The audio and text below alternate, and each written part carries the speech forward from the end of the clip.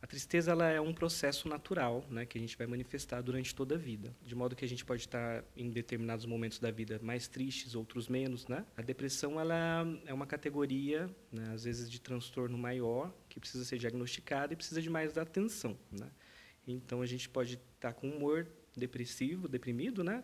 Mas não necessariamente caracterizar depressão, né?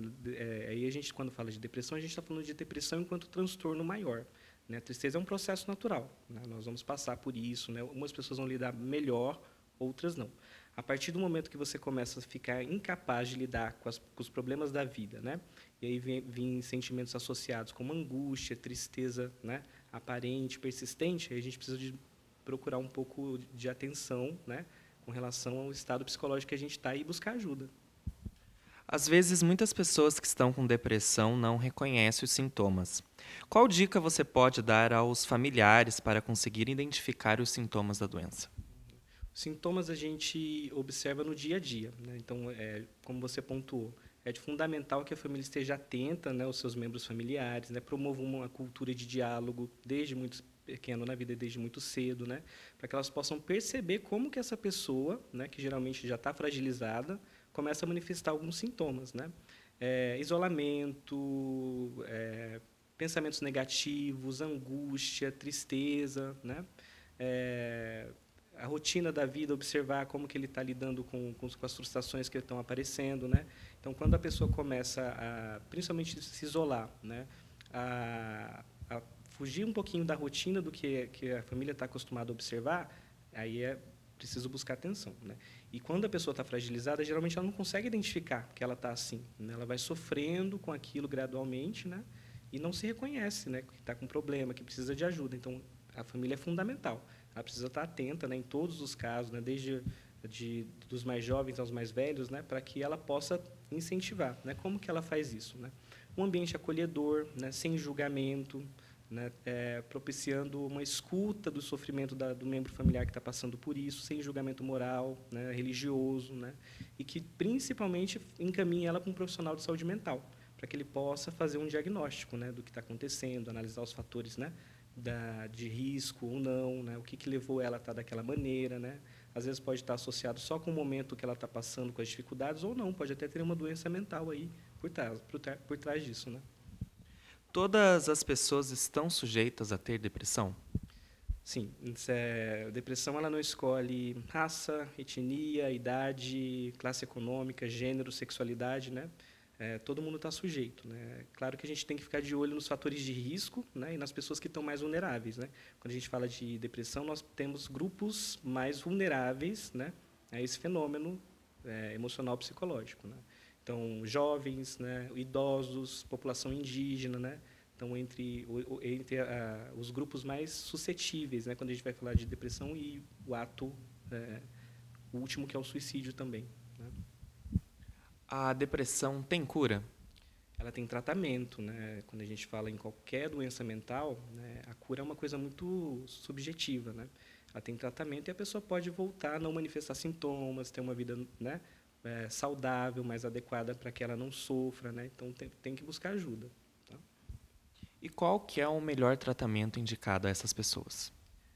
Olha, o tratamento vai depender muito da análise dos fatores que a levaram a estar, né, com humor depressivo ou ter depressão enquanto transtorno maior, né?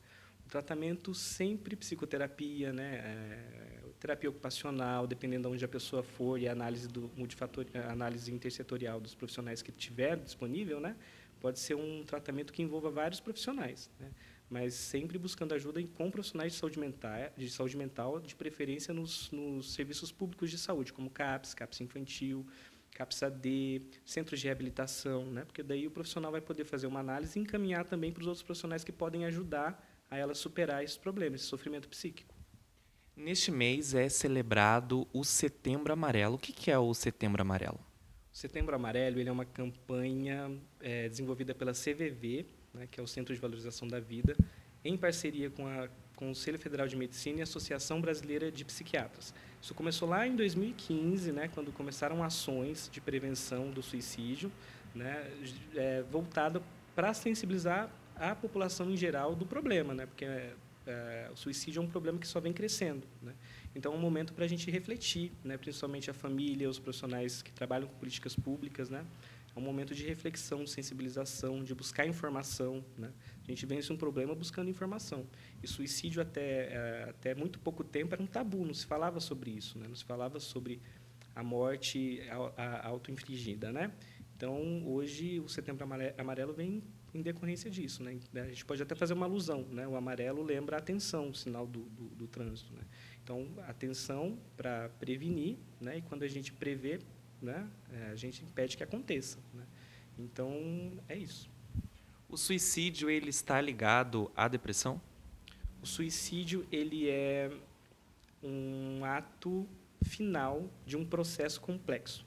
Dentro desse processo, né, vou lembrar de novo, é multifatorial, um fenômeno multifatorial, não tem como a gente apontar um fator específico, né? Esses fatores podem interagir, e aí a gente está falando de contexto social, cultural, histórico, né?